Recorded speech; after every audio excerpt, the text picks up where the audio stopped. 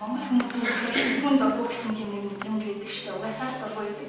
Тэгсэн чинь ингээд яг хийс сурсан хүмүүс хэцүүд жоохон талтай, хэцүү талтай болоод тэр нь надад ингээд анзаар хэцүү байхгүй.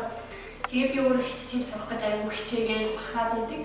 Тэгээд юм ингэж хэцүү сураад тэгээд энэ хэцүү үндэстэн дууссан бол энэ сурах хэрэг байна уу гэж ингээд өөрөө бодоод байгаа байхгүй. Тэгээд гэж яхаа бол татрах шиг нэг хүнээс гүйж авч уншаад тэгээд тэгсэн чинь тийм гадаад хэлээр үндэсний англи байдлаа хамгаалах гэдэг нэг тийм хэсэг байсан.